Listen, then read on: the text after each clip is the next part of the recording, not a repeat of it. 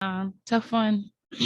um, Thought we had a better second half. Obviously, gave up a lot of threes. Gave up some timely offensive rebounds at the end. Overall, I think coming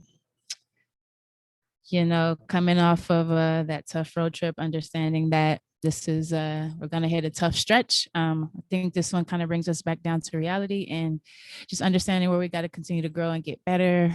And we'll learn from it. Look at the film, clean up some things. But for the most part, just good effort toward the end. Just got to have to clean up some things with execution and finishing out plays. All right, thanks, Coach. Let's open it up with Percy Allen. Go ahead, Percy. Awesome. Hey, Coach, how difficult was that matchup with Tina, and what types of problems did she present for you guys all night long? Yeah, Tina's one of the best players in the world, right? Olympian, all-star caliber, elite player. The thing that happens with Tina is when she starts seeing a few go in the basket, it's tough to stop her. I've seen it multiple times as a player and as a coach now. And she presents a tough matchup in that,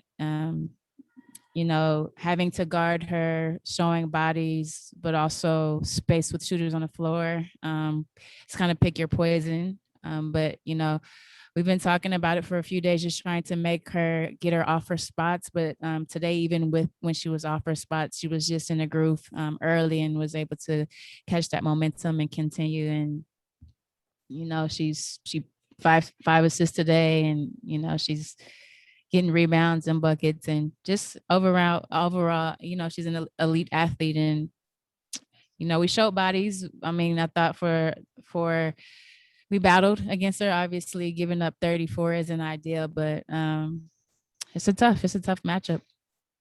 Hey, and then at the end there, you guys are right there with them. You battle back. It's what was it, 85-83. From your vantage point, the things that you saw on that shot there from Stewie, was that the shot that you wanted? Was there some other options there?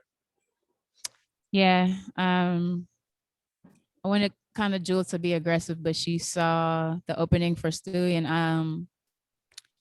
I think the look for Stewie was to the middle with Tina kind of on her, and I mean, 4 feet away from the basket again, we'll take that shot. Defense played a little bit differently. I think they didn't quite bite on the initial ball screen. So Atkins did a good job of staying aggressive on Jewel, try to get them to mess up their ball screen coverage, but they stayed connected and stayed aggressive on it, and just took a tough shot, but a decent look for Stewie. And just like this last one for me, just as phenomenal as Stewie is, these last minute, last second type of situations, is that a hurdle for her?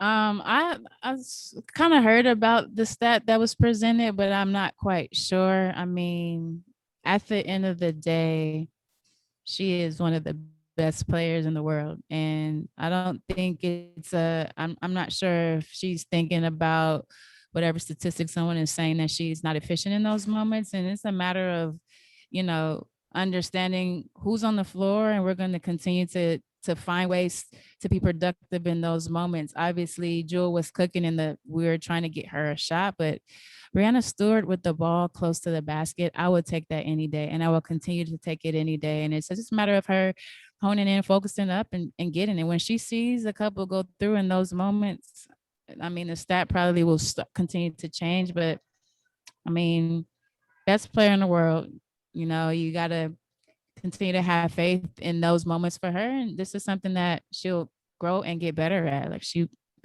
I know this isn't anything, a mental hurdle for her. It's just a matter of, finishing in those moments. And in any other portion of those games, in the game, she has those moments as well. She has the opportunity, make or miss. And last minute or not, I think that's still a good look in my opinion. All right, Coach. Thank you for your time. Thanks, Thank Percy. you. Jeff Brown, go ahead, Jeff. Hey, Coach. One thing that really stood out to me in this game, obviously Tina's having a monster game, but it just seemed like on the rotations, you guys were kind of constantly scrambling and late on a lot of these rotations. Was Washington doing anything differently that either you weren't expecting or that made it more challenging to rotate and close out? No, they and your observation is correct. I felt we were scrambling, and the biggest thing I think we weren't communicating in those scrambles. So late possessions, you see, we had two to the ball, late possessions. Our scheme, throughout the game, our schemes have to change and adjust, and just weren't being on the same page with those. But what Washington does very well is spread you out, and they bait you. I took a look at our game from last year against Washington when they ate us, and they understood where we trap and they understood where we rotate. And then, we talk for the past 2 days, we talk about being aggressive at the point of attack and understanding that they will spread us out. And it's so interesting up to this point. They weren't shooting the three well. A lot of players weren't shooting the three well, but it's something about the Seattle Storm that gets these players going. And I think, they had that edge, that confidence. Once you see a couple go through, no matter if you're shooting 30%, 19%, 33, whatever that is, it's like something about us is like we get everybody's best, so everything that we saw we were prepared for, but in those moments we give up a few threes, now it becomes contagious. Now all of a sudden we're thinking I need to over rotate, which we were doing. We're two to one person and not contesting. We understood that, late is 80% of her shots are threes. We understood that Poisson's 50-something% of her shots. We understood that they're a 3-point shooting team, and we were trying to adjust to that. It's just a matter of executing that game plan. And then just looking, I guess, at it overall, is it a positive thing to be challenged in this way? And then also just what are the positives you can take even from the loss? Yeah, it definitely is. I think it kind of, brings us down to reality a little bit and understanding this is going to be a tough stretch. And the challenge within this stretch is what do you do during adversity? Do you rise or do you sink? We're going to give everybody's best shot in this league. And we understand no matter who it is on any given night, this can happen. A team is prepared, and we're going to get everyone's best, and it's about us, our energy, our effort, and matching it. And we talk about that level of excellence. We got to get there and we got to sustain it. At the end of the day, the challenge becomes, what do you do? How do you respond? And we watch film, we get better, we grow, we prepare for Vegas, got a couple of days to prepare. How do you respond is going to be the challenge. And I think with this group, it's going to be interesting. We have a new group. How do we respond? Awesome. Thank you, Coach. No problem. Thanks, Jeff. M. Adler, go ahead. Hi, Coach. I just wanted to start off by following up on his question about the defensive rotations. It looked like you guys came out focused a lot on stopping Errol Atkins, hard closeouts, late rotations, sort of force the ball out of her hand in the paint. Was that a focus for you guys, and did that change as the game went on and as Tina started going off? Yeah, the focus was to get Atkins out of her comfort. What Atkins was doing and has been doing very well is baiting it and kicking and spraying out. And we knew that. And then along the same lines, the two focuses were Atkins and Charles. We talked about doing our work early, getting Charles out the paint. And I think, for the most part, we did contain Atkins. We got her off her sweet spot, but then, just had a little bit of trouble with Charles. And again, when she starts cooking, it's hard to stop her. And that was kind of our game plan, was to push her off early so that everything is tough for her. We didn't quite execute in that manner. And as you can see, she had a field day on us, but yes, we were trying to get Atkins off of her sweet spot and try to get Charles off her sweet spot as well. Gotcha. And I mean, obviously, it's a little rough to be on such a close losing end of that game. But is there a certain part of you in the game that looks at, I mean, 34-16 to 5 and 2 is just a heck of a line. Is there a part of you that just was able to sit back and say, like, wow, like this is something she's doing, and just watch it? I've seen it. She did it last year to us in 2019 in Brooklyn. She's done it her whole career, and so I don't marvel in it in that moment because it's against us.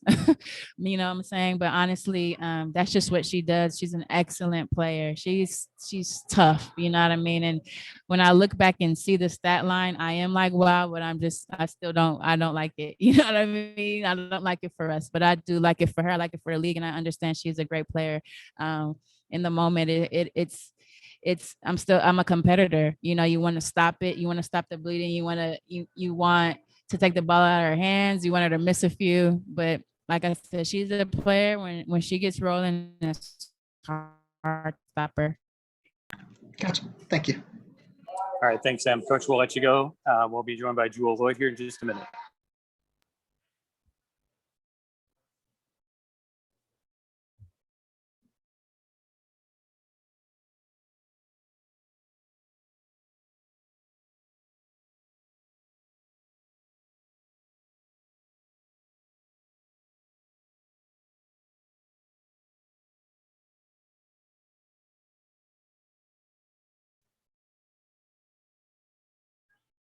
All right, Jewel, let's open it up with Percy Allen. Go ahead, Percy.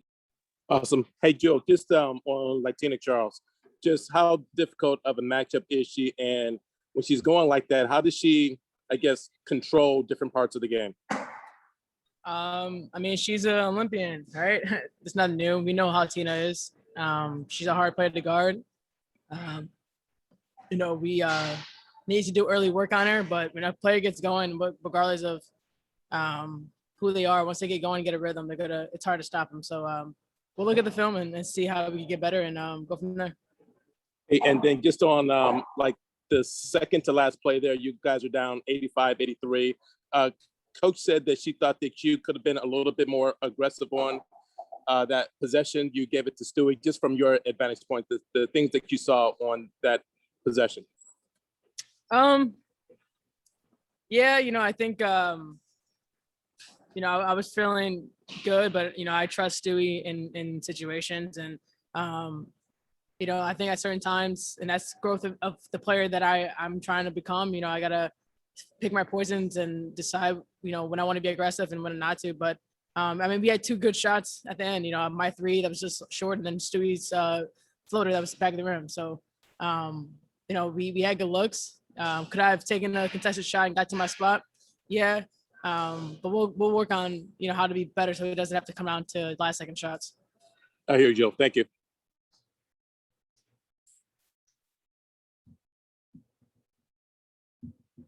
Go ahead, Jeff Brown. Oh, okay. Hey, Joel. Obviously, no one likes to lose. But from this loss, like, what are the positives that you can take from it? I mean, this team. I mean, we're gonna fight. That's something that we've always have shown in history, that we've always got to fight to the end. Yeah, I mean, obviously we want to win, so we don't want to be complacent and just be like, oh yeah, this is kind of positive. But we'll watch film and look. It's hard to recall games right after a loss because emotions, but we'll look back and see. But you know, we'll get better. And then they knocked down 16 3-pointers in this game. You guys are normally the ones kind of doing that. It seemed like you guys were kind of out of place a little bit on defense, on rotations, kind of scrambling a little bit more than normal. Were they doing anything specifically out there that was kind of causing those problems? That was on us. You know, a little bit more communication on our end, a little bit more awareness. Yeah, I think we'll be better. But cut it to them, you know. They knocked down shots. They made more shots than we did. Definitely. Thanks, Joel, and congratulations on making the Olympic team. Thank you. All right, thanks, Jeff. And Adler, go ahead.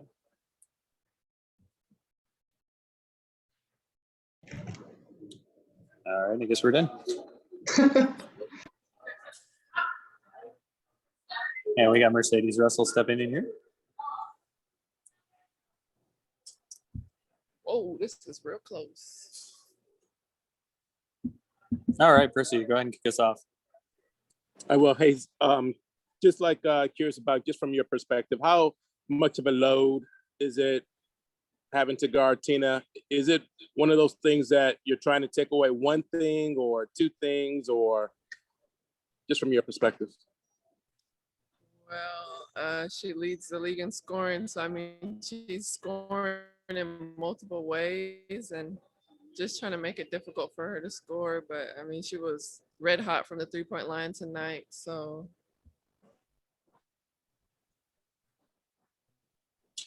Are like those threes something that you would like her to take, try to bait her into take, but when she's making them like that, you just can't really do that? I mean, yeah, you'd rather have someone take a jump shot any day than like a back down post up right by the basket. Obviously, the further you get away from the basket, but like I said, I mean, really, the whole team was red hot from 3 tonight, and I mean, there's nights like that. Yeah, there is. All right, Sadie, thank you. And Jeff Brown, go ahead, Jeff. Hey, Sadie. So you just kind of mentioned that they're red hot. They knocked down 16 3-pointers. Do you just kind of look at that as a little bit of like a not a fluke, but it's not going to happen like every single game? And do you just kind of tip your cap, or are there things you could have done better defensively? I mean, yeah, it's 50-50. They're a good 3-point shooting team. Obviously, our rotations were a little slow tonight as a team, but I mean, when a team makes that many threes in one game, that's a red hot night for them. And obviously, our defensive was a little slow tonight.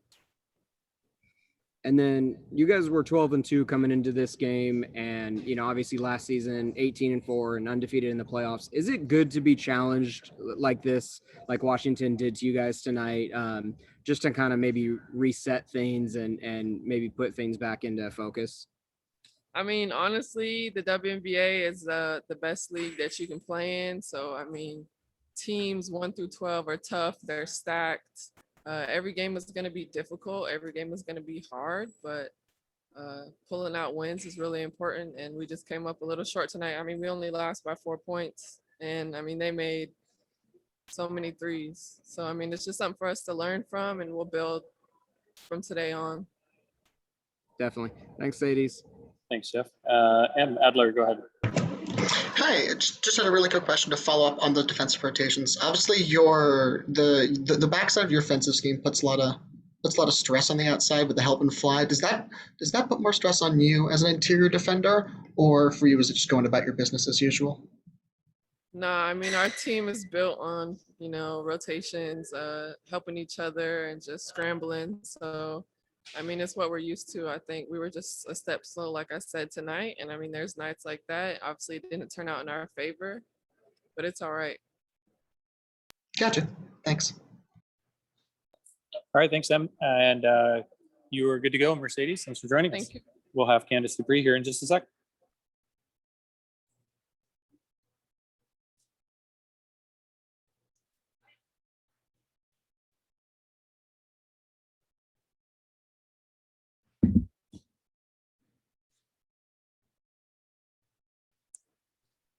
All right, thanks, Candace, for joining us. Jeff, why don't you kick us off, Jeff? Hey, Candace. So congratulations on becoming the 4th all-time leading scorer in the WNBA history. Obviously, I know you would have want that in a win, but just can you kind of put that into perspective and everything? That's an incredible achievement. It's huge, to be top 4 scoring in the league. That means I've been around it for a while, I guess. Huge honor though. I think players above me are who Catchings, Tina Thompson and Diana. So I'm in some pretty good company with that. Definitely. And then I guess what are the positives that you can take from this loss? I mean, obviously no one wants to lose, but what kind of positives can you find from it? Ooh, I don't know. Could you find any positives? I mean, I think in the second half we did a better job defensively, more energy for sure in the second half. But I mean, it was tough. It was a tough one. It was a win that we definitely needed.